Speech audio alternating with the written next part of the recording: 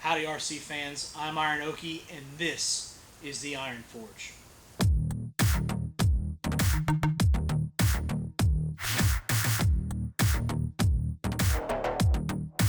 Today we're going to talk a little bit about scaling, RC scaling, trailing, crawling, those kinds of things. Before we jump into that, I want to give you a quick channel update. Where have I been? Well, I haven't uploaded any videos recently. I had a daughter. My wife and I had our first child 6 months ago. She's a beautiful baby girl. Being a dad is the best job I've ever had in my life. But unfortunately, it has really taken away from my hobby time and my time to work on my personal projects. So the channel's had to take kind of a back seat. The good news is we're trending back around where I'm going to have a little bit more time. Not a ton, but a little bit more time to come out here and make videos for you guys and enjoy this hobby and really get out there and do a little bit more RC stuff. So stick around. I think you're really going to like what we are doing here. For now, I'm shifting the focus of this channel away from speed runs, away from bashing, and we're going to talk about trailing, crawling, scaling.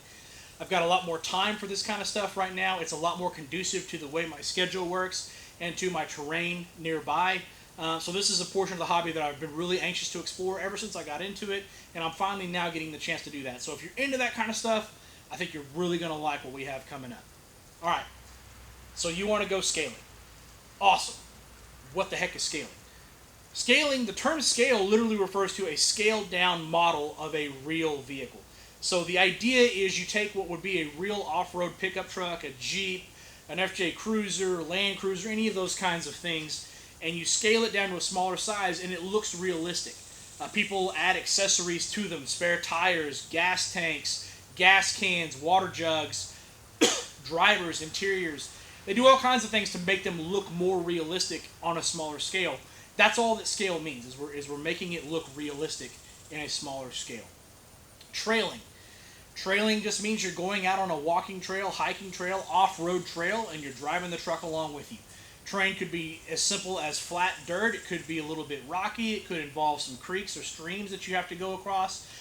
Basically, as varied a terrain as you can have on any kind of walking or hiking trail, you can have when you're out there trailing with an RC. The idea is that you could take this truck pretty much anywhere that you can go on one of those trails and take it along with you. It gives you something else to do. It gives you another perspective. It's pretty cool. Crawling refers to rock crawling. Putting these things out on the rocks, crawling around, doing some really steep terrain, some interesting climbs, very varied terrain, challenging terrain, just throwing it out there amongst the rocks and crawling and driving around on rocks. That's what crawling means. People will use those terms interchangeably. Scaling, trailing, crawling. We're all talking about the same thing. All we're talking about is these trucks going out and having a good time. Most of the time when somebody goes out with one of these trucks, they do a combination of those things. Running around a trail, plus crawling on some rocks, while having some scale accessories somewhere on them to make them look realistic. It all ends up blending together for most people. So if you hear people use that term interchangeably, that's okay. That's what they do. Where do you start? Simple. Couple things. First, I would advise you to jump on YouTube. Obviously, you're already on YouTube. You're watching this video. And look around. Watch some videos. There's a bunch of different vehicles out there, a bunch of different options, a bunch of different people talking about it. There's a lot of good information out there. So check around, look at some videos, see what interests you, see what you like, see what part of it looks more exciting to you, and kind of see if it even piques your interest. And if it does, specifically what part of it piques your interest, or what vehicle piques your interest, and put your focus there. When it comes to reviews on YouTube, let me give you one cautionary tale. When you watch reviews on YouTube, be very careful, because there are some channels out there that are given things from manufacturers to review. That doesn't inherently make the reviews wrong, but it does automatically, it creates bias in the review. Even the best people out there are going to have some bias when it comes to reviewing something that somebody gave them for free. Bear that in mind. Try to look at people or look at channels or at least do some research from people who bought the stuff themselves as opposed to had the stuff given to them from the manufacturer. Reviewers are not always going to be really specific about whether or not they were given that stuff or not, but generally speaking, they'll say things like, Axial sent this to us, or HPI sent this to us, or Red Cat sent this to us. And if you hear that, that's something that somebody gave to them. It's not something they paid for with their own money. And you need to factor in a little bit of bias as you watch that review, because it's going to be there. It may not be as obvious, and some channels are better about it than others, but keep that in mind. The other thing you can do is find a local group. Internet forums are a good place for this. Your local hobby shop is a good source of information for local crawler groups. And finally, Facebook groups. I encourage you to get out on Facebook and look around and see if you can find a local group. I happen to find a local group called the Tornado Alley Crawlers here in Oklahoma City. I live out in Choctaw, but Oklahoma City's close. And it's a really good group of dudes. I've only been out with them one time. We had a good time. I'm looking forward to doing some more crawling with them. We're in the process, or they are in the process right now, of setting up some casual competitions, and I'm really excited to get involved in that aspect of the crawling scene. So pretty stoked about that. But there's plenty of ways to go find some local groups. So I encourage you to do that to start out and see what you like. Okay, so you found a group, you've decided you're interested. How the heck do you pick your first rig? Well, the first decision you need to make is RTR, ready to run, versus a kit. And I'll tell you that the decision for most people is going to be really simple. Are you a veteran RC person who really enjoys putting together kits? If so, buy a kit. If that's not you, buy a ready to run. If you're brand new and this is your first entry point into RC, buy a ready to run. Trust me, buy a ready to run. I'm not saying you can't enjoy a kit. I'm not saying you couldn't build a kit. I'm just saying the kit makes, you have to make a lot more decisions with things outside of the vehicle, electronics, steering servo, wheels, tires. You have to make a bunch of decisions in addition to getting the kit put together, whereas a ready to run addresses all of that for you. And by the way, the ready to run is going to come with a receiver and a transmitter, so you have everything you need to go. You buy a kit, you don't have anything else, you got to go buy a radio and a receiver, you got to figure all that out. There's a lot more complication that gets into it. Not saying you couldn't do that, but buy a kit or buy a ready to run and get out there and just enjoy the hobby. Don't waste time with that stuff. There's plenty of time to circle back around, especially if you're new, to getting a kit and building your custom, rig exactly the way you want it. But get out and enjoy the hobby first with the ready to run and make sure it's something you really want to do. You need to consider your budget. And when I say budget, I don't mean just what you spend on the ready to run rig itself.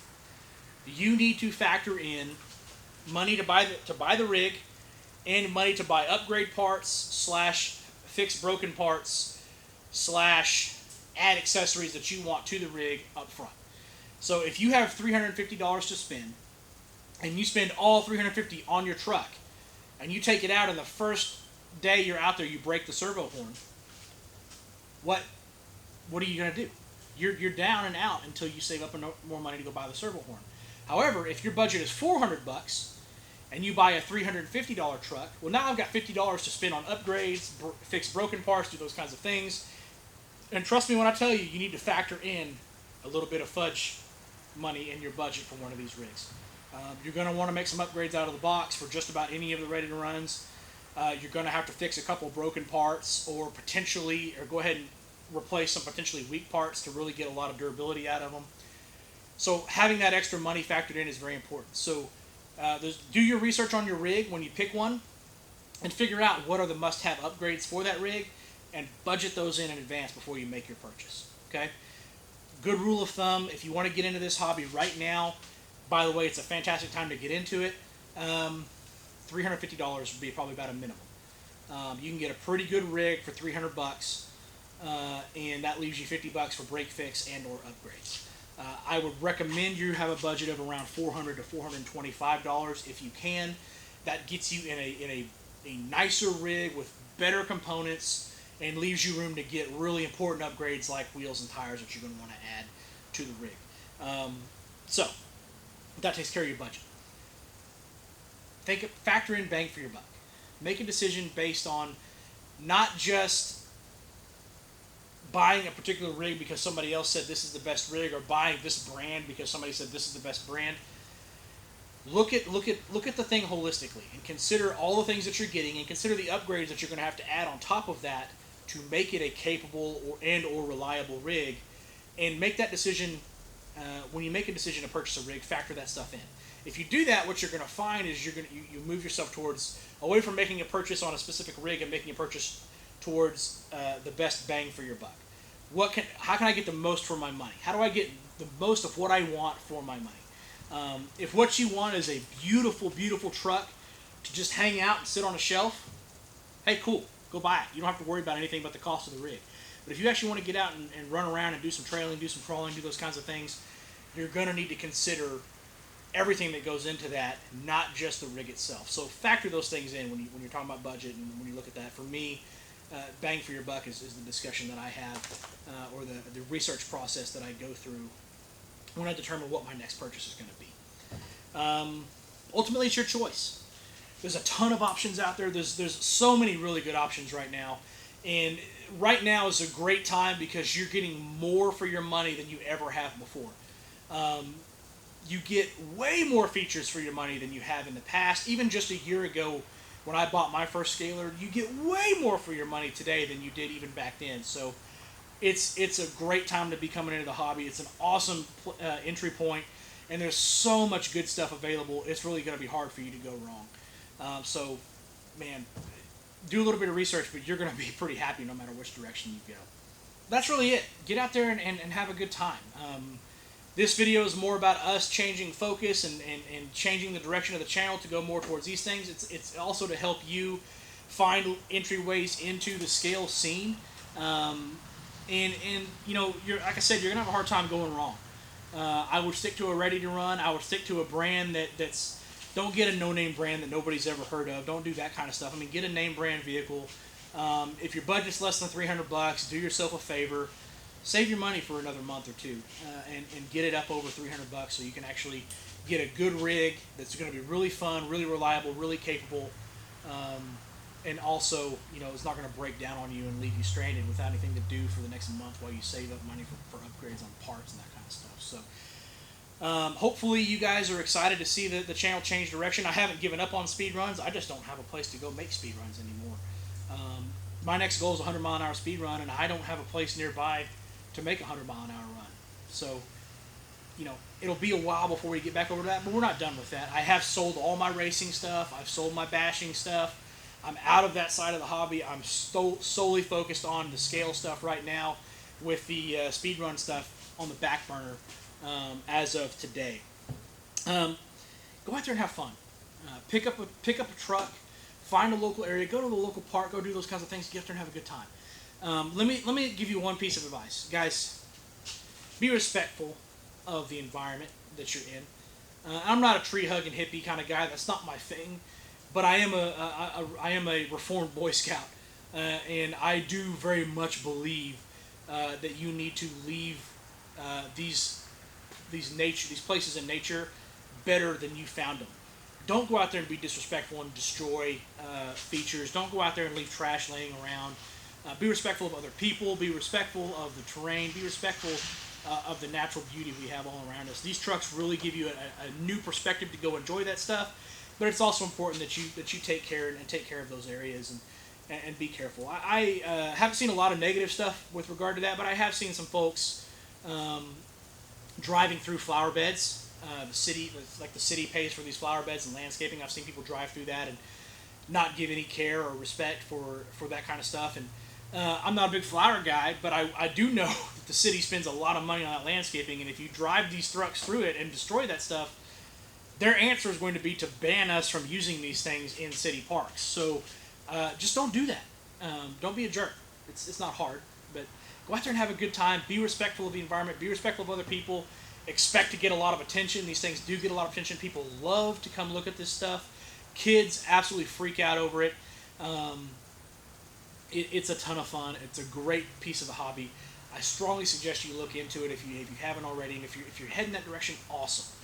Coming up, I'm going to do some comparing and contrasting. I'm going to do reviews of the vehicles that I have. And by the way, I have almost all of the current options that are mainstream out there. I have a ton of stuff, so you're going to get a lot of comparison. And again, the big thing that you're going to get from me is that perspective of a new guy. I'm not a 10-year or 20-year RC veteran. I'm the new guy, and you're still going to get the new guy perspective from me.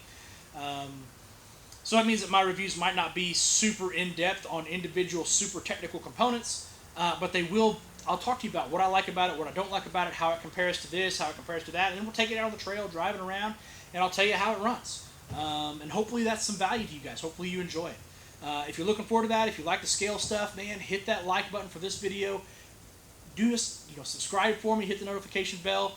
I'm going to have more content coming out, hopefully about one video a week. Again, I've got a 6-month-old daughter, so we have to, she is my priority, but the way things are going right now, I should be able to crank out about 1 video a week, and I'm really excited to make some more content for you guys and get some running video of these trucks out there for you.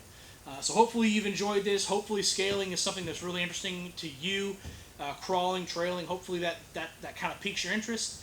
And, you know, we'll catch you on the next video. And until then, take it easy.